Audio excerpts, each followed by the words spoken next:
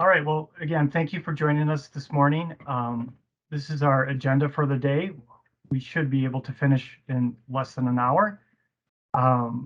We'll kick it off with a review of the program evaluation from 2021. I'll share with you some of the performance metrics that our third-party independent evaluator, Cadmus, provides to us and is issued in a report that's posted on our website. Frank Barth on our team will share with you some interesting results from participant or customer surveys that's part of the program evaluation. Then I'll turn it over to Courtney Wojcik.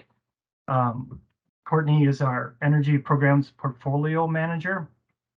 She'll cover some recent program and offering changes and then update us on Future Focus, which is our innovation, pilots, research and development initiatives, and share some upcoming training opportunities.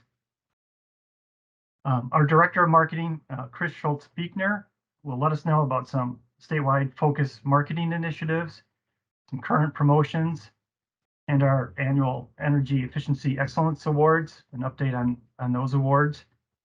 I'll wrap things up with a look at ongoing program planning activities and what to expect as we go into 2023 and kick off a new 4-year planning process for Focus on Energy.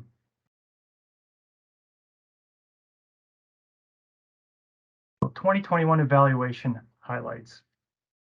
So each year, Focus on Energy is evaluated by an independent evaluator, Cadmus, in 3 main areas: impact on energy use, participant or customer satisfaction, and cost effectiveness. As I mentioned before, a thorough report is developed from Cadmus each year and posted on our website, and you can read the details of that report on our evaluation page, which is from our homepage. If you scroll to the bottom, you'll see evaluation reports. A look at energy savings from 2021, and what I'm showing here actually is energy savings from the previous 2 years, 2019, 2020, and 2021. We have a 4-year goal of just under 283 million verified gross life cycle savings measured in MMBTUs. Each year, it's hard to see on this chart, but we started off this quadrennium in 2019 very strong with just under 79 million MMBTUs. And then COVID hit in 2020, as we all know. Our savings took a hit as participation decreased, and we saw a decline in 2020 down to about 71 million MMBTUs. That continued into 2021. We've seen some challenges with participation. We'll get into a little bit later, but we've, especially on the business side, and our savings dropped even further in 2021 from 2020 down to about 66.5 million MMBTUs. Our forecast is looking like we will probably come up a little bit short of our 4-year goal of 282,794,000. However, we've got some things in the works that we're hoping stimulates interest and get some projects moving. Again, we'll cover that later in this presentation. Looking at participant or customer satisfaction. Once again, we're very strong in this area. This is showing our different program offerings, non-residential, which is our business and industry, school and government, agriculture on the left-hand side, and our residential offerings that would be our free energy saving packs, our heating and cooling and air sealing and insulation, and our other direct to customers, such as our retail programs and our online marketplace on the right-hand side under residential. All of the program offerings show a very strong customer satisfaction of over 9 or very close to 9 and above. on a scale of 0 to 10, 10 being the most satisfied. So we're very happy with these results. It shows that your customers are satisfied when they participate in the focus program. And we hope to continue that into this year and finish the quadrennium very strong in this respect. Looking at cost effectiveness, the Focus on Energy program must pass a benefit cost analysis or a cost effectiveness measure. In other words, it must return at least $1 in benefits for every dollar spent. The main metric that is used in the evaluation is called a modified total resource cost test, which is shown in this graph here. There's a lot of different factors that go into that test, and I won't get into them now. And there's some modifications that are made with some of the inputs that come up with those numbers.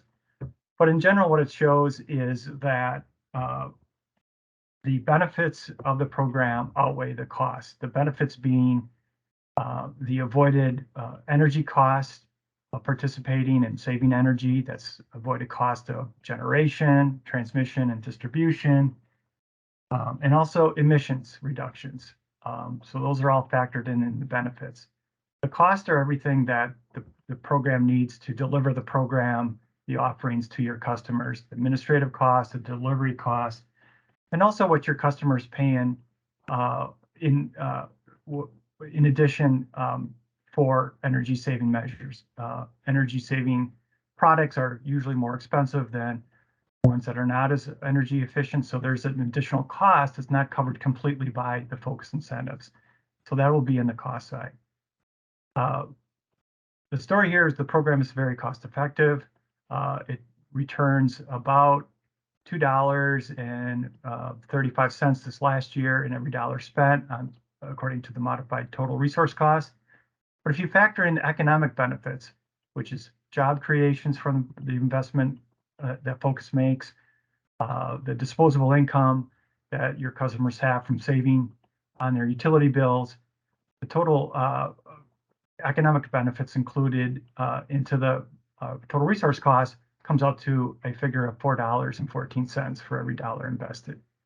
So that is the number that the Public Service Commission uses and is shared.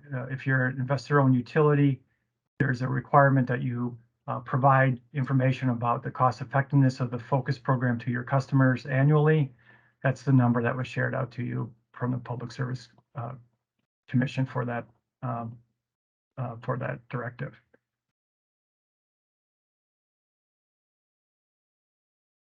And participation is very important to us too. We like to see, that the program is reaching more people, and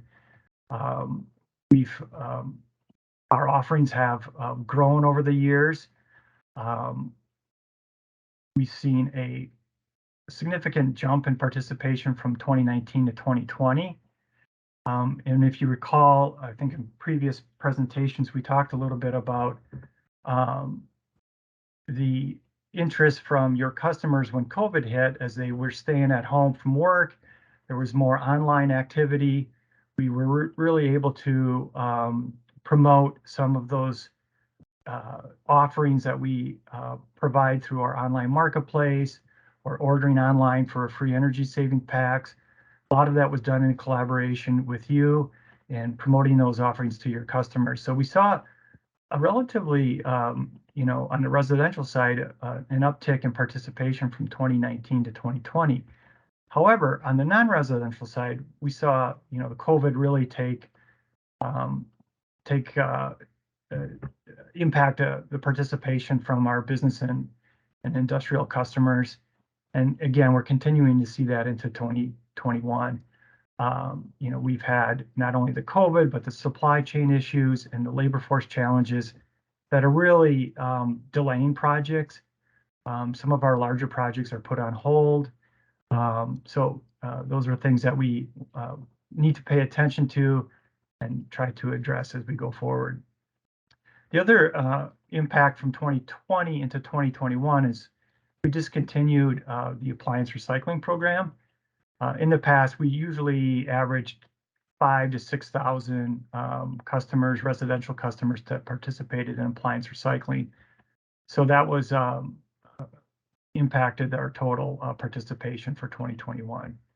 However, we did see an increase in our midstream program. These are offerings that incentives that are provided to equipment distributors and are passed on to your customers. It's a relatively small part of our portfolio, although we saw a doubling of customers participating in the midstream program due primarily to more distributors and trade allies participating and taking advantage of what Focus offers. So that was good to see. All right, I'm going to turn it over to Frank Barth now, who will talk a little bit in more detail about some of our participant survey results. Frank? All right, so in this slide here, what we have is these survey responses from past participants. They clearly show that the majority of the survey respondents were aware that the Focus program resources are offered in partnership with their local energy utility. And really the credit for this high level of awareness, goes to our utility partners for working with us to get the word out to their utility customers and co-op members through co-branded marketing materials, utility newsletters, social media, and other content. So thank you for working with us, and you can clearly see the results here in that, these folks are aware of the Focus program.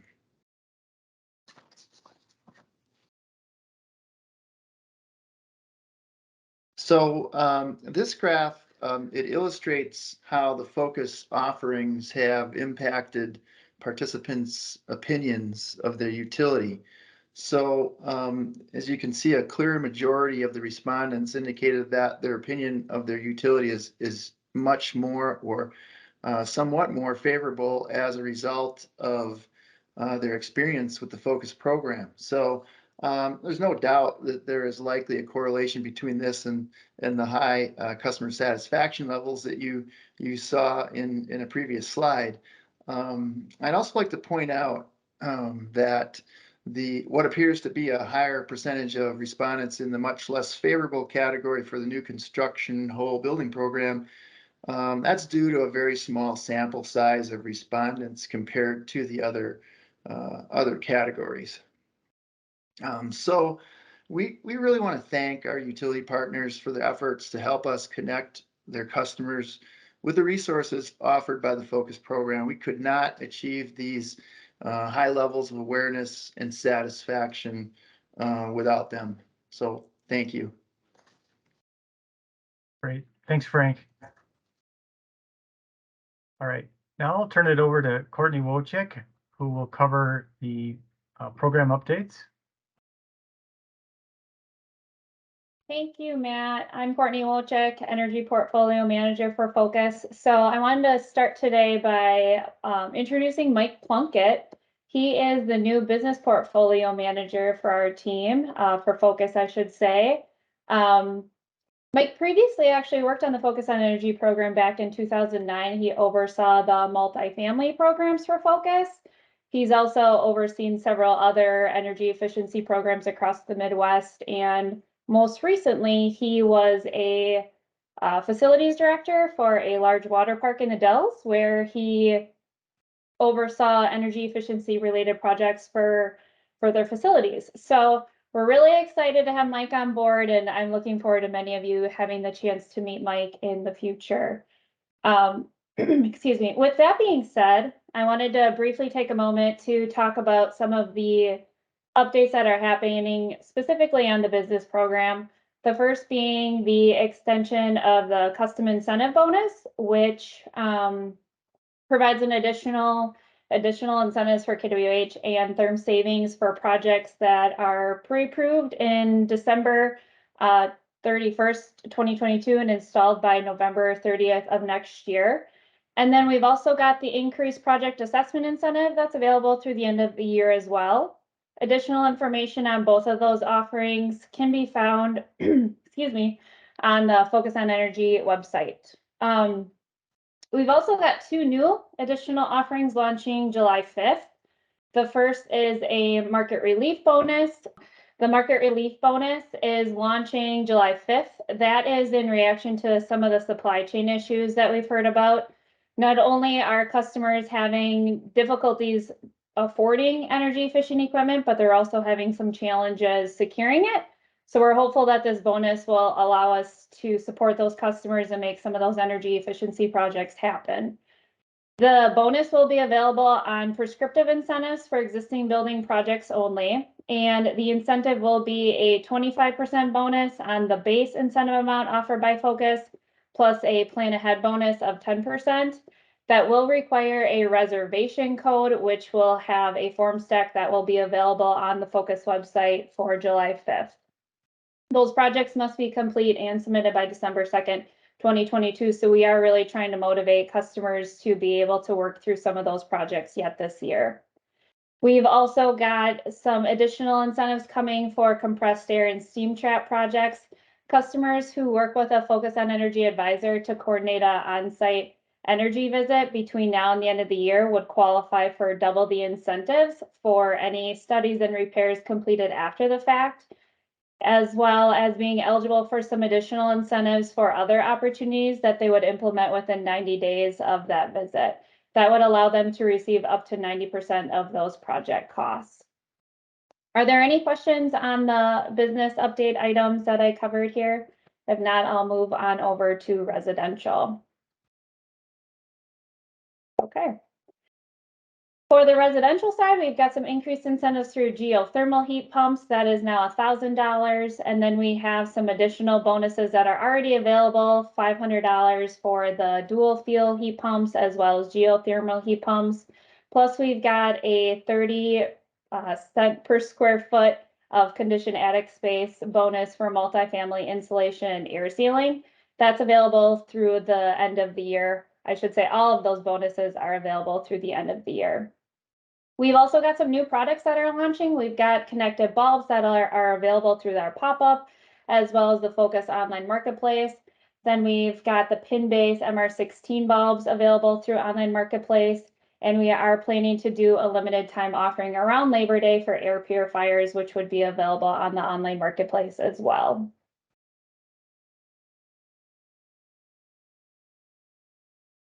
For future focus, we've had a really busy start to the year. We've got at least 9 or more pilots that we've got active. We've also had more than 20 ideas that we've received, as well as those that we're reviewing. So there's a lot of really exciting things going on from a future focus perspective. I'm just going to cover a couple of the pilots here for the sake of time. The first being our Save to Give pilot, which is a residential behavior pilot. We're working with Mount Horeb and New Richmond this year. And as part of this pilot, residents can save energy and money, and they earn points, I should say, by recording what those actions are to save energy and money to raise money for a local community organization. So as I mentioned, Mount Horeb and New Richmond are the communities we're working with this year. Each of those communities will have a series of campaigns, 3 to be exact. Both have had at least one of those campaigns. At this point, I think most should have 2 as well. Those campaigns include things like scavenger hunts as well as educational events. And we're targeting about 600 participants for each of those communities. And we'll be wrapping up our campaign activities in October. The other pilot I wanted to mention was virtual commissioning. This is a continuation of some of the work that we did last year. Last year, we had worked with Xcel Energy to serve some of their customers. And this year we're working with WPPI. This pilot is really geared towards those small to medium-sized businesses. For 2022, we're focusing on schools and government facilities within WPPI member utilities. And we just kicked that off, so we're just at the point of engaging with customers, but we're off to a pretty solid start of having, I believe, well over 20 customers who've expressed interest already. That pilot will be wrapping up for the year in December, and then we are going to be evaluating continuing it. We've got a whole host of other pilots that I've got noted here, including some training opportunities that we're offering to both students as well as just businesses to help grow our trade ally network, looking at electric new homes and different technologies we can promote there, as well as affordable housing, solar PV. So if any of these pilots pique your interest and you'd like to know more about them, please don't hesitate to ask. I also wanted to briefly mention some other activities that we've got going on with emerging technologies. We are working with Slipstream right now on a study for 120 volt heat pump water heaters. So this is really an opportunity to better understand how we can make this technology more accessible for existing buildings primarily. One of the challenges with heat pump water heaters is that they require both a plumber and an electrician to install it, which can often be a barrier for people. And with the 120 volt option, it would really streamline that installation, be one less barrier. So as part of the study, we're really trying to just better understand what is the potential with this technology, what other considerations do we need to make as we look to promote it.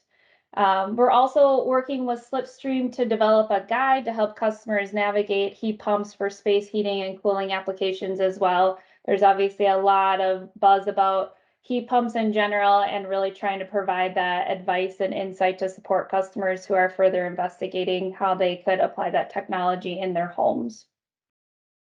And lastly, we are working on a pilot pitch week, something that we're working with all of our implementers as well as those outside of the organization who might have some ideas on new opportunities that we could incorporate into the focus program going into the future. So we'll have some more information about that, but that is slated for the October timeframe.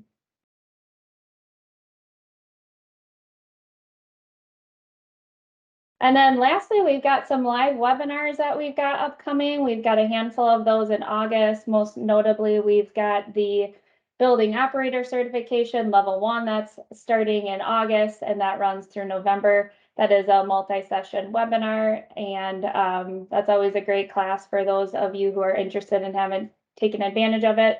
And then we'll have a few in September as well related to HVAC and developing an energy plan. We're excited to have an in-person training in September about building automation systems and control strategies for maximizing energy savings in commercial buildings as well. We have a full calendar of all of our trainings on our website, of course, at focusonenergy.com/training.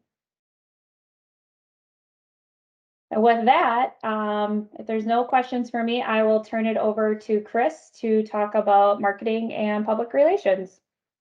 So what we're doing is this year, in addition to marketing our programs, we've been doing some brand awareness around the state, trying to make sure that we're tapping into all the areas of the state. So we're using Wisconsin Public Radio this year. And as you can see by the images on this slide, we're really trying to get everywhere in the state. So we are doing sponsorships. We are talking about our partnership with all of you as well. We're on the Classical Network as well as the Ideas Network, and that runs pretty much every other week through the whole year. We're also planning a statewide digital ad campaign. That's going to launch probably late August, and our goal there is really to try to drive some visits to the new website once that launches, and what I'll be talking about in a couple slides. Next. Some of our promotions that are going on right now. There is an Independence Day deal going on.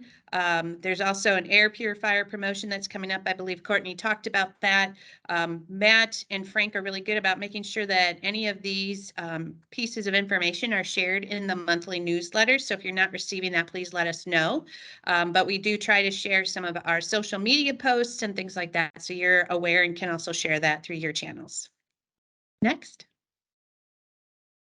On the PR side, our big activity for the year is the Focus on Energy Efficiency Excellence Awards, as well as the Trade Ally Excellence Awards. The Trade Ally Excellence Awards are new this year, and we have, I believe there's 5 there. And then we also have, I think it's about 10 on the energy efficiency side. What I've got here, just so you can see, are some of the actual dates of the events that these are going to be handed out.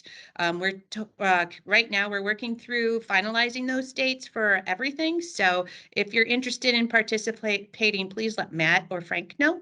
But these are the ones that are happening this year. Next slide. And last but not least is our digital transformation activities that are going on. My colleague, John Landowski, is working on new website redesign. The goal of the website really is to increase the visitors' user experience and really honing in on giving them the information that they've been searching for. So basically more imagery, less text, I shouldn't say less content, less text, and easier for them to find the information they're looking for. Our current planned launch date is early August, so stay tuned for that. And again, we'll make sure that we let you know that's happening in the monthly newsletter. The other digital asset that's going on right now is the new home assessment tool. This is a virtual online tool that'll be available 24/7. It takes less than 10 minutes for people to walk through, and it guides the customer through what they can do in their home, steps that they can take, and then they also get additional information or education at each step. They can also receive ideas through a PDF or an email on things that they can do in their home to be more energy efficient. I believe the activities for this are ongoing right now, and I believe we're targeting September 1st for launch on that. So stay tuned in the newsletter as well for information on the new home assessment tool. Any questions for me on marketing, public relations, or the digital work we're doing? All right, thank you. Great, thanks, Chris. All right, we're rolling through this. This is awesome. Thank you, everybody. Well, I wanted to give you a preview of some things that are going on at the commission and internally here as we look forward to the next 4 years starting in 2023. Currently, the Public Service Commission is going through their quadrennial planning process for Focus on Energy. The commission is required every 4 years to review the focus program, to establish goals and priorities for the program for 4 years. And that process is taking place this summer. Actually kicked off in the spring. If you're interested in following the proceeding, you can monitor PSC docket 5 FE 104. There's a variety of opportunities for public and stakeholder comment and input. If you're represented by a utility association, I'm sure they're are participating and watching this docket, but as individual utilities, you can certainly participate yourselves. We don't expect a final decision on quad planning to come until sometime in the fall of this year. And then flowing from that, those decisions will be a contracting with the program administrator, with Aptum, with us, to establish the goals for us as program administrators for the next 4 years. So it's a lot going on. And we want to make sure that, the program rolls into 2023 relatively seamless. So concurrent to the PSC's planning process, we're thinking about, the offerings and program design already for next year. Some of that will be informed by the decisions made by the Public Service Commission. However, we can try to predict or understand where the commission wants to head and make some preliminary planning decisions going into 2023. So stay tuned. Over the next weeks and months, we will communicate with you, what we're coming up with for 2023. We'll be evaluating participation, market factors like supply chain issues and challenges. Later in the year, we'll have a better idea what our budget will be for the following year. And during this process, your input is vitally important. So as you read the communications from us through the utility newsletter or through conversations with Frank or myself, we encourage you to give us your input and what works and what doesn't from your perspective. It really helps us make improvements to the Focus on Energy program. And I didn't put a date in here because I don't have it yet, but make a mental note that we will have a end of year, what we call Utility Partners Forum. Either it will be a webinar, or if things line up, we can have it in person sometime in early December, and that will provide a lot more details on what our program offerings will look like for 2023. So more information on that will be coming out as we get closer to that date. All right, with that, that's what we have for you today. Were there any questions anyone had? Okay, great. Well, with that, we'll give you some time back this morning. And we thank you again for joining us. The slide presentation and the recording of this presentation will be posted on the utility resources page of the website, likely early next week. So you can look for it there. So with that, thank you and have a great day. There is a question. Oh, is there? I'm sorry. I didn't see that. It says, anything to share on how focusers are reacting to higher energy prices, opportunities for residential and commercial customers to save more money with projects, even though therm savings may stay constant?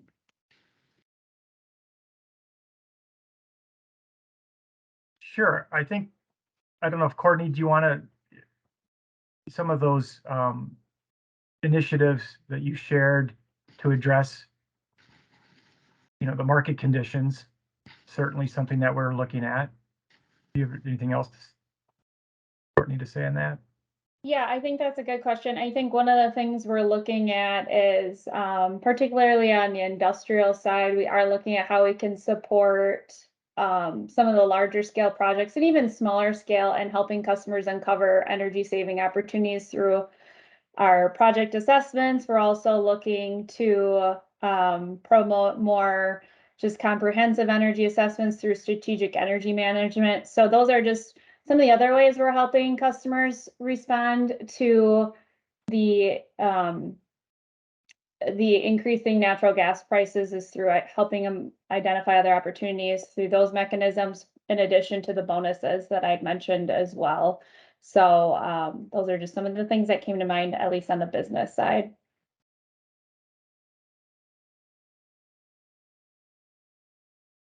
Thank you. Were there any other questions?